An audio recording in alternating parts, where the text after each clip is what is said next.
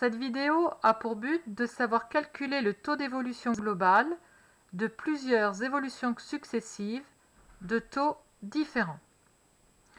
Pour cela, on va partir d'un exemple qui est exposé ici et que l'on va lire ensemble. Le prix d'un produit a suivi successivement l'année passée une hausse de 12%, une baisse de 6%, puis une baisse de 4%. Et on demande quel est le taux d'évolution du prix du produit au cours de cette année-là. On va schématiser cet énoncé. Voilà le schéma constitué. On va donc partir d'une valeur initiale que l'on ne connaît pas mais que l'on n'a pas besoin de connaître ici pour aller à une valeur finale avec ici bien sûr les trois évolutions qui sont citées dans l'énoncé. La première qui correspond à la hausse de 12%, donc le taux d'évolution est de 12% et il donne lieu à un premier coefficient multiplicateur que l'on appelle K1. Ensuite, il y a une baisse de 6%, donner lieu à un coefficient multiplicateur K2. Et enfin, une troisième évolution qui est une baisse de 4% qui va donner lieu à un coefficient multiplicateur K3.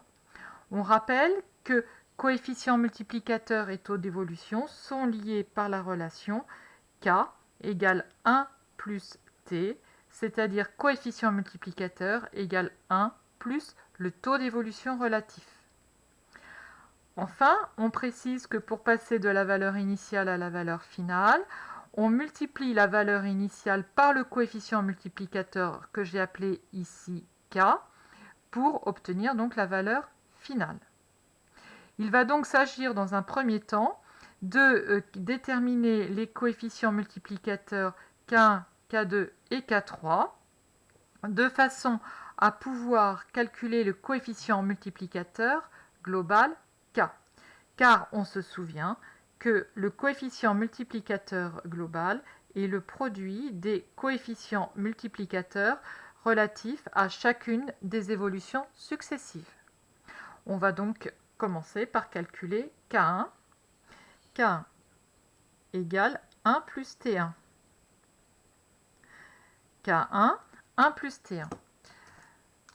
Alors, T1, c'est la hausse de 12%. Hausse de 12%, c'est-à-dire 1 plus 12 divisé par 100, c'est-à-dire finalement 1,12. K2. K2, 1 plus T2. C'est-à-dire ici, T2, c'est la baisse de 6%.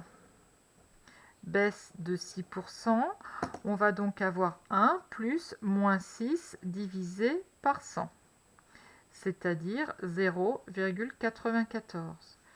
K3, 1 plus T3, c'est-à-dire ici T3, le taux d'évolution relatif à la baisse de 4%, c'est-à-dire 1 moins 4 divisé par 100, c'est-à-dire 0,96. On vérifie bien que nos résultats sont cohérents. On a une hausse de 12%. Une hausse, on a donc bien un taux d'évolution relative qui est positif et un coefficient multiplicateur qui est plus grand que 1. Lors de baisse, les taux d'évolution relatifs sont négatifs et le coefficient multiplicateur est inférieur à 1.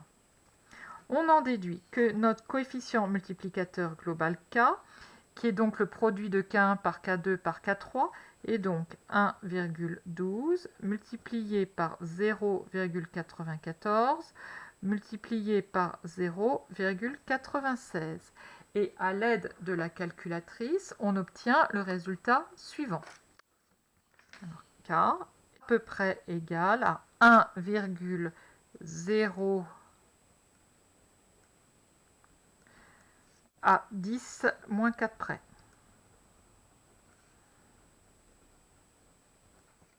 On se souvient que l'on cherche à déterminer le taux d'évolution global. Or, K est égal à 1 plus T, et donc nous, on cherche T.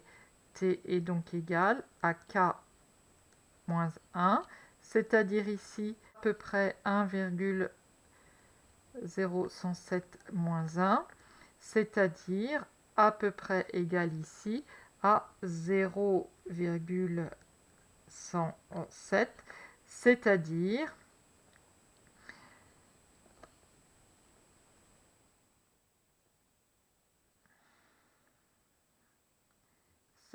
à peu près 1,07%. Le taux d'évolution est positif, donc il s'agit d'une augmentation globale sur un an de 1,07%. Voilà, cette vidéo est terminée.